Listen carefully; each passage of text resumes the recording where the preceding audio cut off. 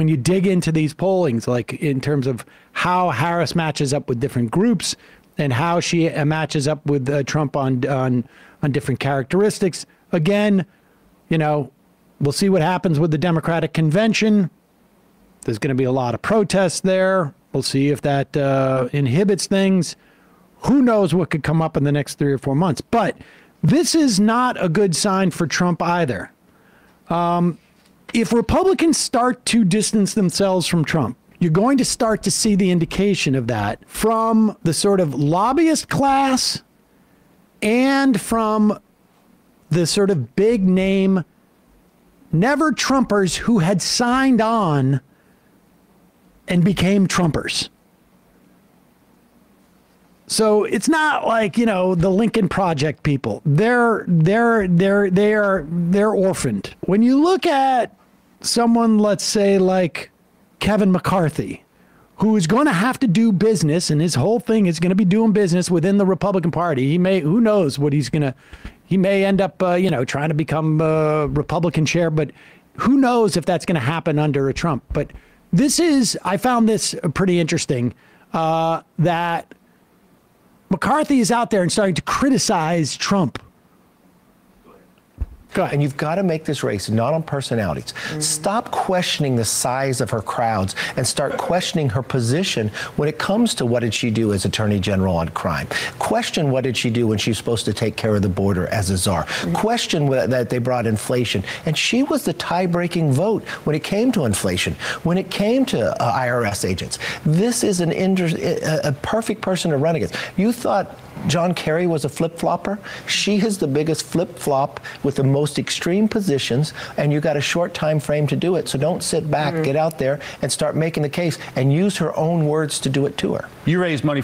Okay, now if you're out there criticizing the campaign, like, you're not seeing any big name Democrats going out there and criticizing Harris and Walz right now. And McCarthy isn't like a Trump antagonist usually, and especially even going down for the speakership, he's still even being considered, or at least prior to this, there were reports that in a potential next Trump administration, he would be considered for like White House chief of staff. Like he's not someone who just like that's making any like. Let me tell you what he's doing here is he's hedging his bets. Right. He is starting to build some type of narrative for the Republican Party post-Trump here, which is stunning that this is happening in August. And it's not major, and that's not the way he's going to do it. But this is the way that politicians work. They plant a couple of seeds. If things turn around, he'll never pursue this stuff again. But you don't see people going out there and criticizing Harris and Walz's campaign. They won't do that now. And then this I found also fascinating, because you remember there was this Republican candidate who was staying on the ballot in the primaries and drawing some actual like votes, even though she clearly could not win. And you may have already forgotten who she is, because she appeared at the convention and literally, like, you know, took the knee. I mean, I don't, she like literally take the knee. Like she almost like brought like, you know, here's some, you know, whatever, frankincense and myrrh from, you know, and brought it up to Trump's throne at the Republican National Convention. But here she is, like realizing, maybe it's time for me to sort of like fire up the engine again. Not for this race, but like she's already looking at 2028. This campaign to win. But the campaign is not going to win talking about crowd sizes. It's not going to win talking about what race Kamala Harris is. It's not going to win talking about whether she's dumb. It's not, you can't win on those things. The American people are smart. Treat them like they're smart. Do you think the campaign is missing the mark on those things? I think the campaign needs to focus. That's the main thing. Look, this is a winnable election, but you need to focus. Who is your target market? Your target market is suburban women, college-educated independents, and conservative Democrats. That's your target market.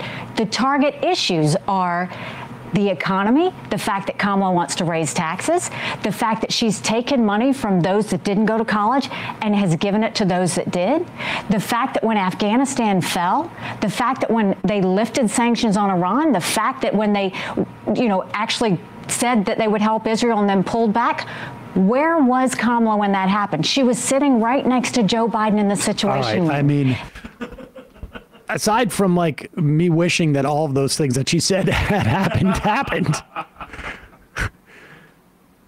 it is the idea that Donald Trump is not going to win an election, is going to win an election based upon policy is just absurd. I mean, it's just absurd. I mean, the reason why he was able to beat Hillary Clinton, there was a lot of reasons. I mean, some of which were, her failures, some of which were James Comey's failures. But the formula that Trump used was to pull her onto personal back and forth, because that's all he knows how to do. The idea that Donald Trump is going to run a campaign based upon policies only is just absurd. He exhausts his possibilities after he says immigrants are nasty, psychopaths from insane asylums. That's his big policy stretch. So when Kevin McCarthy and Nikki Haley go out and start saying this stuff, they are not talking about the Trump campaign. They are creating a narrative that they hope to sort of regain control of the Republican Party if this thing goes down in flames. And it's just fascinating to me that they're doing this in August. This is the type of stuff you start to see in mid-October when they think they're going to lose, not in mid-August. Keep a watch on this, because to see who else starts to say these type of things. Because nobody, what is it? Losing campaigns are all orphans or whatever. I don't know. There's some saying. But it's fascinating to me to see this going on with these two, in these circles. And, they're doing it on Fox. It's not like they're saying this on, I don't know where else they would go on television. Bannon.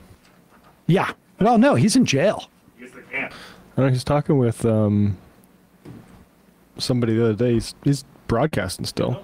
Is he broadcasting still? I don't think he's Unless I saw an old clip. Maybe I'll check that out. Hey, folks, don't forget to hit the subscribe button and check out our daily show. We do it every day at 12 p.m. Eastern for about 2.5 hours. We even take phone calls. You should check that out.